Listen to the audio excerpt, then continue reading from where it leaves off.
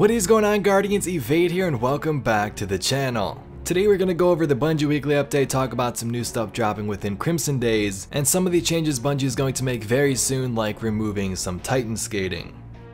Now I also have some announcements and sort of questions for you towards the end, so definitely stick around for that. But if you're interested in finding out what this week's update has in store, let's get right into it.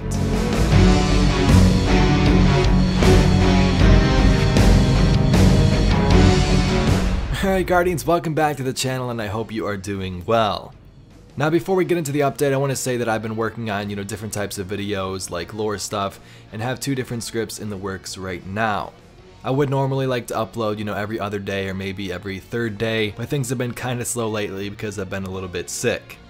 So the current scripts involve some more stuff on the Shadows of Yore as well as some information on the Ahamkara.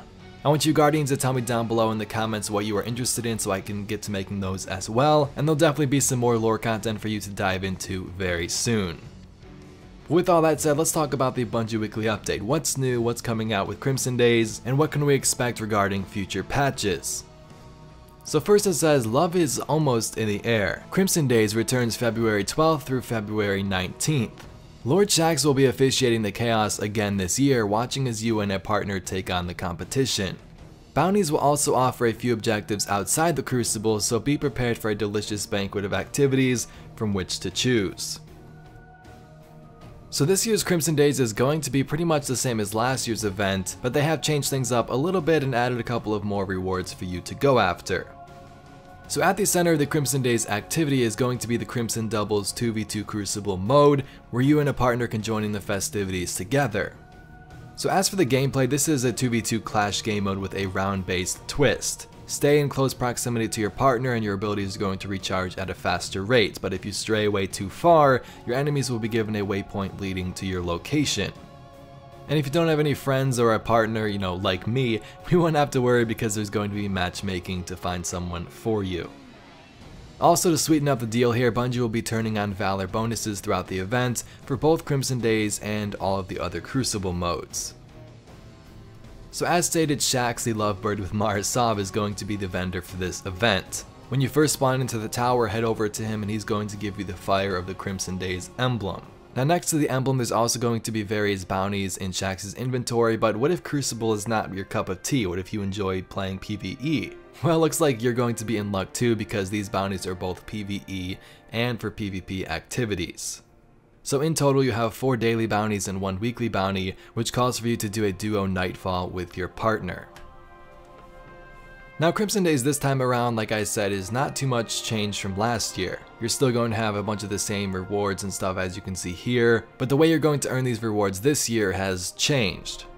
So Shaxx is going to give out these confectionery hearts for completing Crimson Day doubles matches and turning in Crimson bounties. You will then use these confectionery hearts to purchase the rewards you want. So I'm guessing most of these rewards are available again from last year, and they've also of course thrown in some new ones as well. Now, similar to the horror story in the last Festival of the Lost, there will be a max power weapon available during the Crimson Days, and it's going to be a new bow right here called the Vow, and this of course is in exchange for confectionery hearts. The Vow is pretty cool because it's going to come fully masterworked, and it's the first bow available to all players of Destiny 2, and will be at 650 power for Forsaken players. Here's a little bit of it in action.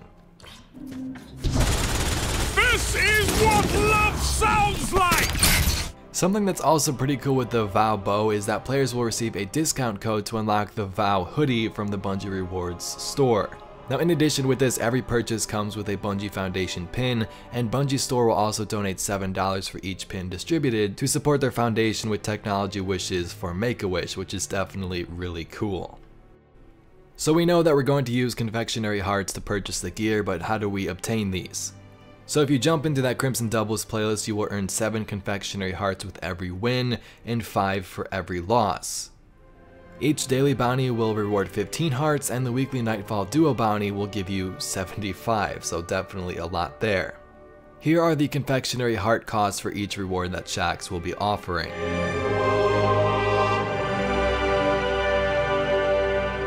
Now, just like with the Dawning and I believe Festival of the Lost, there's going to be triumphs for you to earn as well. Now, they say that they don't want to spoil it too much, but you can also expect some new rewards from that. I'm guessing this ghost is one of them, and probably some emblems like there was with the Dawning.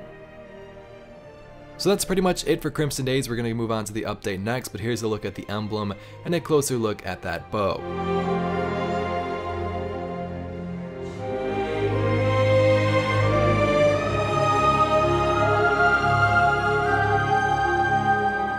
Alright, let's next talk about Titan Skating and what the heck Bungie is doing to remove it.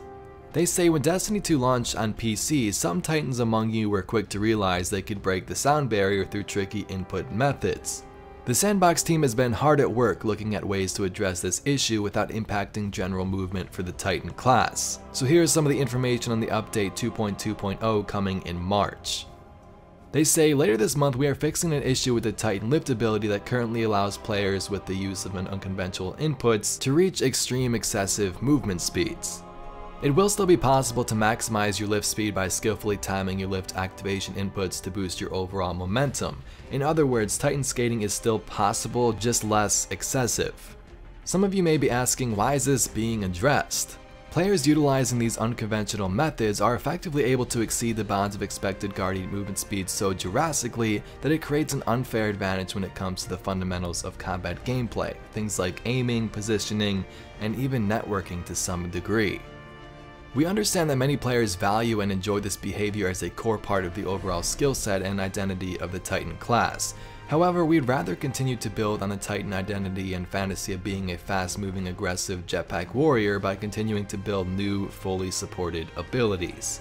Our goal is to create abilities that are fun, effective, and skillful without requiring special hardware to access them.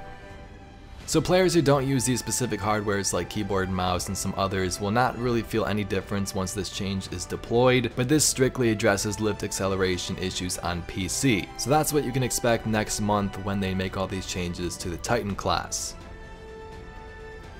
Next up, for those looking to dive deeper into the story and lore of the Destiny universe, we are happy to announce Destiny Comic Collection Volume 1 and Destiny Grimoire Anthology Volume 2. Now these look pretty freaking sick. Now not sure about you, but I definitely have the Grimoire Anthology Volume 1, and in my opinion it was totally worth it. You get these new illustrations like this one right here of Dredgen Yor and Jaren Ward and tons of others, and it's all encased in this nice leather book, and this time we're not just getting another Grimoire Anthology, but a comic collection. So the comic collection itself is 144 pages and includes Bungie comic collections, plus never before seen stories, behind the scenes galleries, and exclusive content from featured artists. This will become available in the summer. And then second, the Grimoire Anthology Volume 2 is coming this fall as the next edition of the popular Grimoire series. These titles will be available at both the Bungie store and other booksellers. Stay tuned for more details. Now the last section here just details some of the things they're noting that they need to fix, and it isn't all really that important, but I'll go ahead and list some of these really quick. So first, in pursuit of an even playing field for all players, they're going to be updating Iron Banner bounties so that they will expire following the launch of the new season in Destiny 2. So I think they talked about this last week with everything else, but basically when the Season of the Drifter starts, if you had powerful bounties in your inventory, they're all going to go away and disappear. So there's no point in keeping them in your inventory. You can just use them now if you'd wish. The goal here is to get everybody on the same level, so people aren't saving bounties and getting to the max light before everybody else and have a better advantage in the raid. Everybody's in the same grounds and we're all on the same playing field.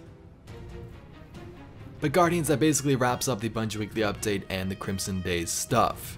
Now before the video ends, I want to talk about a couple of things. First off, I have my own Discord. I've had it for a while and it's been sort of part of the whole sponsor thing on the channel, but I haven't really done much with that, so I feel like we're just going to open it all to the public very soon. So if you're interested in joining that, there'll be a community post probably in the next week where you can, click the link and join the community with us, and we can all discuss and play games and stuff together, which is going to be really cool. Next, I had a pretty interesting idea and I posted this on Twitter. I basically said, I want to make a cinematic short inspired by Destiny or Destiny 2's lore stories, and I wanted your opinions. So some of you may not know this, but I have my own indie game studio and I'm making my first game right now, which you'll definitely see more on very soon. But next to that I was like, hey, if I have this capability of making some of these animations, why not make like a little Destiny movie, or in this case, a short? I feel like a short cinematic would be pretty cool, introducing a story, and then maybe one day if people enjoyed this, we would get into something like a movie. So what type of lore stories are out there that are interesting enough but not too long, something that can be made into a short like the Overwatch ones? And the last announcement before I go, if you are interested, I do have a Twitch channel and I am almost affiliate over there, which would be really cool. I just need a couple of more average viewers. So if you aren't followed over there, you can go to twitch.tv/evadeentertainment, and I will probably be live tomorrow with Buckeye playing Apex or probably something else. But with all that being said, I thank you very much for watching this news update video, and some more lore content is in the process right now. If you'd like to see more videos just like this one, be sure to subscribe to the channel, and I thank you all very much for watching. My name's Evade, and I'll catch you Guardians in the next one.